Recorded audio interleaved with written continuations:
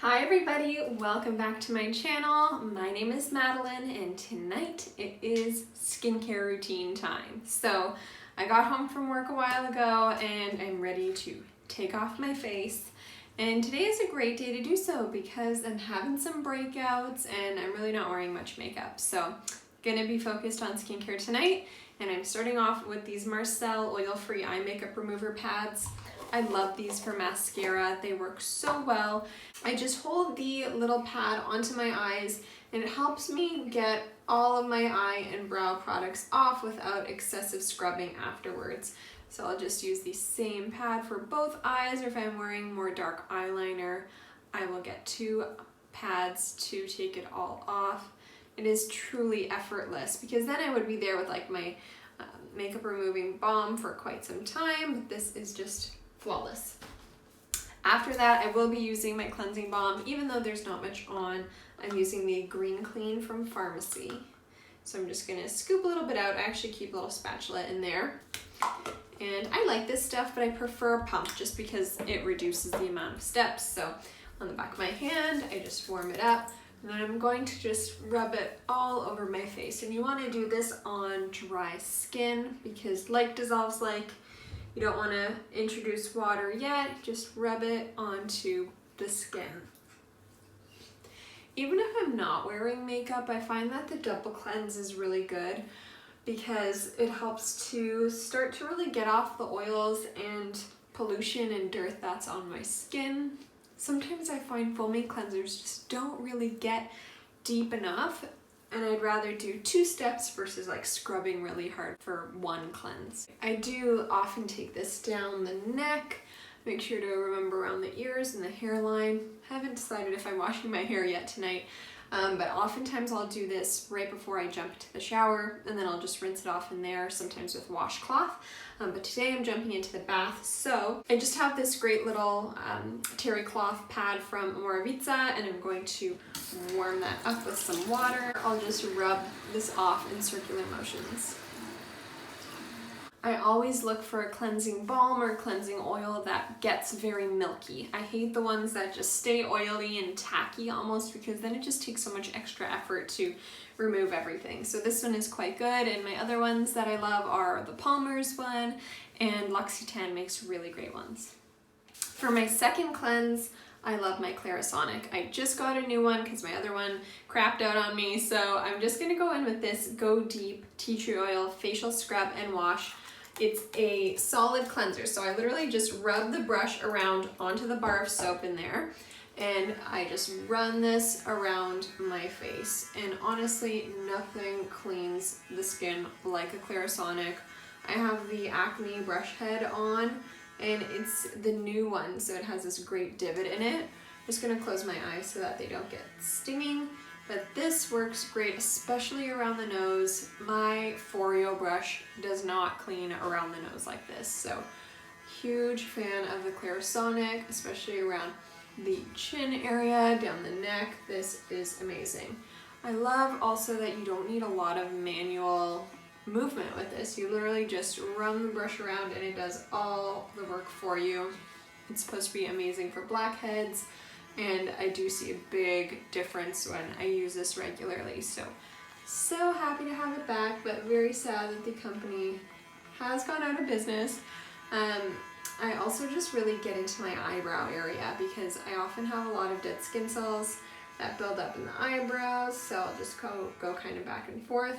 So I'm just dabbing off with this great blue washcloth. This is perfect for if you do have any makeup remnants, but I definitely don't after that deep clean. And I'm doing something exciting today. I'm using the 7th Heaven Silver Easy Peel Off Mask. It's supposed to be good for deep micro cleansing, so I'm gonna try this out. And to apply, I'm getting my little silly sponge that I just picked up at the dollar store.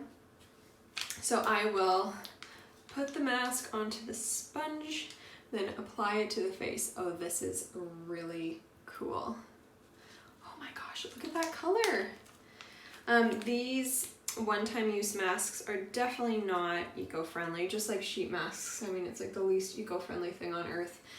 with all the packaging, but they're really only for special occasions. Okay, the first thing I notice is that there is quite like an aroma, whether it's fragrance or just like the clearing ingredients. It almost smells like men's cologne. I kind of feel it just around my nose and eyes, just like the aroma coming off of this, but we'll see how it dries down. Ooh, it does kind of smell good though. Interesting. Oh, it's totally cologne. Wow. So anybody who's sensitive to fragrance, this might bother you. I don't really need to go around the eyebrows. I find with like peel off masks, I just end up like waxing parts of my eyebrow anyways. So keep it to T-zone. With these masks, you can't go over it too many times because it starts to get kind of patchy once it begins drying. Okay, bit left. Just going to make sure I have enough on the cheek. Oh guys, I am just breaking out like crazy on my cheek, chin, jawline area. I think it's just hormones, aging, etc. But I feel like wearing masks doesn't help. So is it maskne? Probably. And I just don't really know what to do. So I'm trying more active ingredients, probably going to do more of a retinol routine every day and see if that helps. I'm gonna let this dry while I soak in the tub, and I will see you back here in a few minutes. Hello guys, okay, the Tin Woman is back. I cannot move my face. Is this not the most attractive thing you've ever seen? So let's peel this sucker off. It actually dried down to like a very thin, ooh, sheet finish. Great, it's not like pulling too much. Oh, this actually feels very good. Oh, I hate when like the sheets pull so much that they make you want to cry. That is bad news. Ooh, wow. This is like so freeing. Oh, this feels good. Okay, so I actually just put self-tanner all over my body. That's why I have my long sleeve shirt on. So I will do tanner on the face as well. So exfoliating like this is a really great way, just removing all the dead skin cells. Yeah, so I don't think this is something that will necessarily like take off like a pore strip, like remove blockages. Let me just get close and see. So I definitely do think that this like tightened up my pores and cleared out my skin a bit. I'm just gonna rinse off all the little bits left, and I'm actually gonna use a bit more of the Seventh Heaven collection. I have the Dead Sea Unclogged Pore Mask, so I'm going to use a bit of this mostly in the T-zone and on that jaw area because my skin doesn't feel like it's irritated at all. So this should be good, and all of the dead skin is gone. And if I wasn't using this type of peel-off mask, before doing any kind of mud mask, clay mask, I would use this peeling gel. This one's from Holika, and it's just a clear gel you rub on your face and it totally dissolves all of the dead skin cells. There's one from High Beauty as well that I love. So instead of doing that, I did the peel off mask, and now I'm going to rinse and then do some of this mud one. Any remnants of a mask, I use these little silicone scrubby pads that I get from the dollar store. I think Sephora and stuff sells them too, but they are just so easy and they get all the little bits off without needing to use your hands or a cloth. Applying this mask with that same little silicone sponge, and I'm not going to use all of it. I don't need a super thick layer of this. I'm going to do more of a thin layer. I've also read places that it's not the best to let your mask dry completely because that dries out your skin, and then the mask that is now dry is actually maybe absorbing the moisture from your skin. So it's like ends up drying your skin out way too much. So I'm gonna try and employ that thinking with this mask and leave it on just for maybe 5 minutes. And the moment it starts to feel like it's getting really, really dry, I will rub it off with those silicone removers. I get all the way around the mouth, chin, jaw area. And I've actually been having some breakouts right around here on the inner part of my cheek nose area. This feels really good. There's absolutely no fragrance or scent to this mask. I love how these are always fresh. You know, you don't really need to worry about expiration dates or a product that's been open for too long, because I find it's hard to use up masks. I'm really bad with remembering to do them regularly. That's something I'm trying to get better with, is regular masking, not just waiting till my skin looks terrible to use a mask. So I love the Seventh Heaven masks for that reason. Okay, so we are all applied and I'm just gonna leave it for a bit and then I'll wash it off. My mask is on and drying. I do make sure to get my mud masks in and around the eyebrow area because I do get breakouts and bumps, whether it's sweat or makeup or just dead skin building up. That is an area that I want to clear up. And this feels great. There is no fragrance, nothing irritating about it. Sometimes I do notice irritation right in the crease of my nose with masks, so if it is really itchy, I'll just wipe it away because that means I'm going to get some dermatitis and flaking and redness. So that's kind of my alarm bell sight. If I do notice irritation, it's right around the creases of my nose. So far so good. Like with most mud masks, that was not exactly a cakewalk to remove, but I did use my little silicone scrubbers and my dark towel to wipe off any of the remains, and we are good to go. My skin feels and looks so smooth. A bit of light extracting, and for that I'll just wrap my fingertips in some clean tissue and I'll just kind of pull the skin apart and really apply just very light pressure between on either side of any spot I have, whether it's blackheads on the nose or I had some active breakouts here that it just needed to be released. So after that, I am using one of the facial Radiance pads from First Aid Beauty. These are so nice. It's just a little 100-point perk that I have here, and I'm just rubbing it onto the skin, and it's good to use a exfoliating product, an AHA or BHA toner after doing extractions because that will really tighten up the pore and really helps to kill any bacteria that might be on or around the skin and pore area. So just going right around the ears as well. So I find I sometimes get breakouts there. And of course around my problem area, which right now is kind of the chin and jawline. Giving my face a bit of a mist with the Caudalie Beauty Elixir. So just a light dusting of this just keeps my skin nice and soft before applying my next step. My Clarins Liquid Bronze Self Tanning Milk. This stuff is divine. I actually use a skincare brush to apply this, so I'll just put a bit onto the top of my brush and then I will just dust it onto the face with really nice sweeping motions. I will blend it right in. This allows me to be really targeted with my application. I won't get streaks on my hands, and I can avoid like the eyebrow area. This has been a total game changer. I've gone through at least 3 bottles of this self tanner. It is divine because it actually has aloe and a bunch of great ingredients that nourish the skin. So even though I'm applying it onto skin that is a little bit imperfect right now, it's not going to irritate it or cause any kind of crazy dark patches, whereas some mousses, if you put it onto like a healing scab or something, it can make it look 10 times worse. Actually using that same brush, I will be applying my moisturizer after this. That was kind of my serum all in one step. And I'm going to be using my beloved Dr. Balmer Cica Hydro Cream. If I wanted something a bit more emollient, this L'Occitane Immortelle Divine Cream is so pretty. So just using this one right here.